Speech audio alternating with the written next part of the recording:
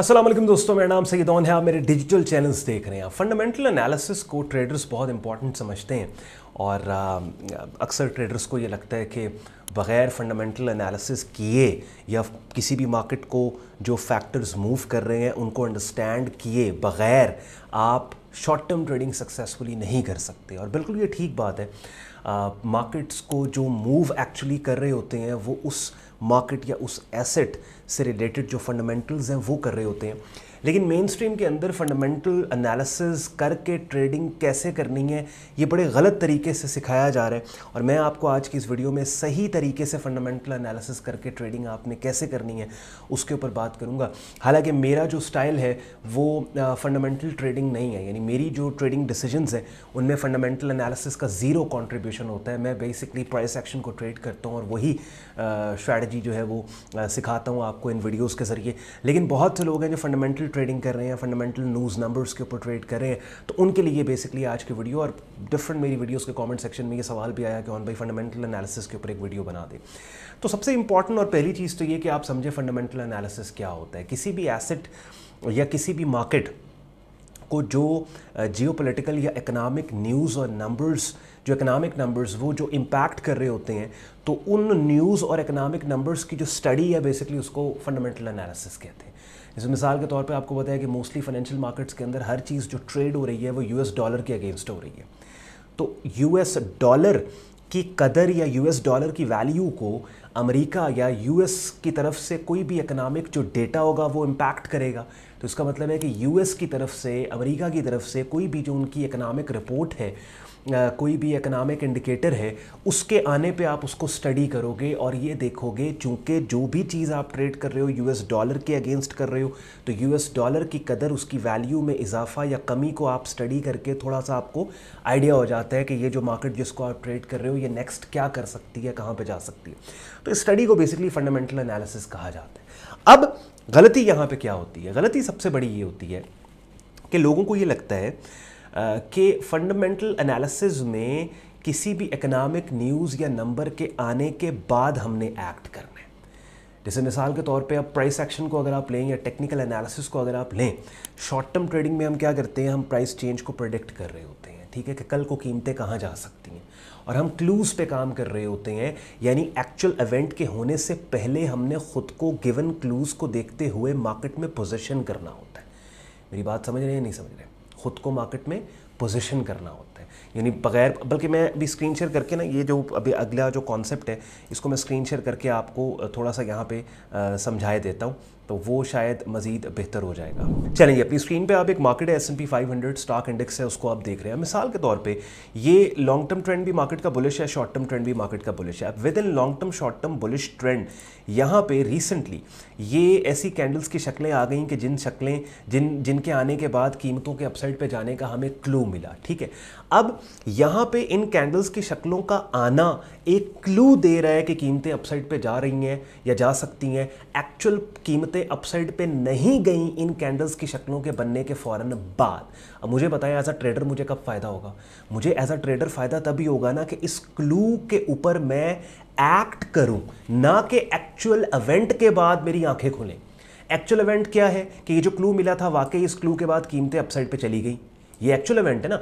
तो actual event के बाद मैंने एक्ट नहीं करना, बल्कि जब मुझे क्लू मिला है उस क्लू के ऊपर मैंने एक्ट करना है। इसी तरीके से फंडामेंटल एनालिसिस में क्या होता है कि जो इकोनॉमिक रिपोर्ट्स या नंबर्स forexfactoryinvesting.com पे आ रहे होते हैं ना, उन नंबर्स के आने के बाद एक्ट नहीं करना होता, बल्कि वो नंबर्स क्या आ सकते हैं पे खुद को मार्केट में पहले से पोजीशन करके रखना होता है। अब ये बहुत इंपॉर्टेंट चीज़ है जो मैंने आपको यहाँ बताई है, क्योंकि ख़ास तौर पे पाकिस्तानी ट्रेडिंग कम्युनिटी के अंदर और ब्रोकर्स की तरफ से ख़ास तौर पे और कमर्शियल फर्म्स की तरफ से फंडामेंटल एनालिसिस और ट्रेडिंग को जिस तरीके से सिखाया गया और बताया गया वो टोटली ऑपोजिट है कि जिस तरीके से इंटरनेशनल कम्युनिटी में फंडामेंटल ट्रेडिंग की जाती है। यानी मिसाल के तौर पे आप ये देखेंगे, अगर अब यूएस की तरफ से डेटा एडवांस जीडीपी बड़ा इंपॉर्टेंट नंबर है, GDP, NFP, non farm payroll, ये तमाम चीज़ें। अब जीडीपी के 4 कंपोनेंट्स हैं, आपको पता है, ठीक है, कंज्यूमर स्पेंडिंग है, इन्वेस्टमेंट्स है, गवर्नमेंट स्पेंडिंग है और balance of trade, import exports है। अब एक बंदा जो कि इकोनॉमिक नंबर्स और रिपोर्ट्स को डीपली स्टडी करता है, उसको पता है कि यार रिटेल सेल्स का डेटा ये आया था, कोर रिटेल सेल्स का ये आया था, ठीक है, इन्फ्लेशन हमारी ये है, फिस्कल पॉलिसी हमारी ये है, ट्रेड बैलेंस जो है वो एक्सपोर्ट, तो इन सारी रिपोर्ट्स, माइक्रो रिपोर्ट्स को स्टडी करके वो पहले से आइडिया बिल्ड कर लेगा कि एडवांस जीडीपी यूएस का नेक्स्ट क्या आ सकता है और ख़ुद को मार्केट में पहले से पोजीशन कर लेगा। एक्चुअल डेटा के आने पे जो मूव बनेगी उस मूव का ऑलरेडी वो हिस्सा होकर पैसे बना लेगा। वेराज नया बंदा जो है उसको क्या लगता है, उसको लगता है कि फॉरेक्स फैक्ट्री के ऊपर एडवांस जीडीपी का डेटा जिस दिन रिलीज होना है उस दिन वो उस टाइम पे बार बार रिफ्रेश कर रहा है कि डेटा ग्रीन आएगा या रेड आएगा। This is not fundamental analysis. ये थोड़ी देर पहले जो मैंने आपको मिसाल दी है प्राइस चार्ट पे ले जाके S&P 500 के, कि आप कोई भी एनालिसिस कर रहे हो, किसी भी डिसिप्लिन को फॉलो कर रहे हो, शॉर्ट टर्म ट्रेडिंग में you always have to go by clues, possibilities and probabilities, ना कि एक्चुअल इवेंट के होने के बाद आपने मार्केट में काम करना है। बात समझ आ रही है? तो डेटा एक दफ़ा जब रिलीज हो गया फॉरेक्स फैक्ट्री पे, investing.com पे, तब तो एक्चुअल इवेंट सामने आ गया ना। ऑलरेडी मार्केट की मूव तब तो बन गई, वो डिस्काउंटेड ऑलरेडी उस मूव में, उस वेव में जो प्राइस चार्ट पे आपको नजर आ रही है वो ऑलरेडी हो गई। दूसरी एक इंपॉर्टेंट चीज़ ये भी है, इस चीज़ को आपने समझना है कि मुझे एक बात बताएं कि जो कीमत तब्दील होती है, मार्केट ऊपर या नीचे जाती है, कैसे जाती है? सप्लाई एंड डिमांड की तब्दीली प्राइस को चेंज करती है ना। सप्लाई एंड डिमांड की तब्दीली ना सिर्फ ये ट्रेडिंग मार्केट्स में बल्कि दुनिया की कोई भी मार्केट है उसमें सप्लाई एंड डिमांड की तब्दीली कीमत को तब्दील करती है। इस बात पे आप और मैं सब मुत्तफिक हैं, ठीक है, वी एग्री ऑन दिस। तो सप्लाई एंड डिमांड कौन तब्दील कर रहा है? सप्लाई एंड डिमांड कौन चेंज कर रहा है? मार्केट पार्टिसिपेंट कर रहा है ना। यानी अगर मार्केट में काम करने वालों की आउटलुक उस मार्केट पे पॉजिटिव है तो एक्सेसिव बाइंग के नतीजे में डिमांड अग्रेसिव होगी और कीमत ऊपर जाएगी। अगर उस मार्केट में काम करने वाले पार्टिसिपेंट्स की आउटलुक उस मार्केट पे नेगेटिव है तो एक्सेसिव सप्लाई जनरेट होगी और कीमत जो है वो डाउन साइड के ऊपर जाएगी। अच्छा, अब ये जो मार्केट पार्टिसिपेंट है जो कि कीमत को तब्दील कर रहे हैं अपने एक्शंस की वजह से, इनमें से वो मार्केट पार्टिसिपेंट्स जो एक्चुअली बहुत हाई वॉल्यूम के साथ मार्केट में आते हैं, यानी इंस्टीट्यूशंस और बिग बॉयज जो हंड्रेड्स ऑफ मिलियंस और बिलियंस ऑफ डॉलर्स के साथ मार्केट में काम करते हैं, क्या ये वो लोग हैं जो आपके और मेरी तरह फॉरेक्स फैक्ट्री या investing.com पे डेटा के आने का वेट करते हैं? भाई ये वो लोग हैं जो मीडिया आउटलेट्स को ओन करते हैं, इनको अंदर की खबर होती है, ठीक है।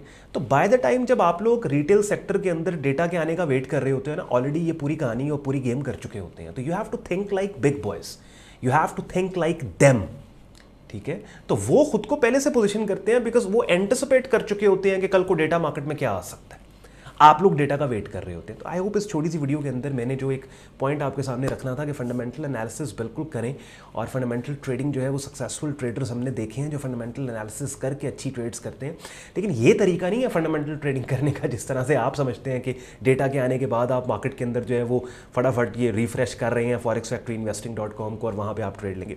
प्रोफेशनल लेवल के ऊपर डायरेक्ट मेंटरशिप के साथ अगर आप मेरा ट्रेडिंग कोर्स करना चाहते हैं और एक वाइब्रेंट ट्रेडिंग कम्युनिटी का हिस्सा बनकर अपने बिगिनिंग ट्रेडिंग और लर्निंग करियर को नेक्स्ट प्रोफेशनल लेवल पे लेके जाना चाहते हैं तो इस वीडियो के डिस्क्रिप्शन में हमारी वेबसाइट का लिंक sayyidon.com दिया हुआ है।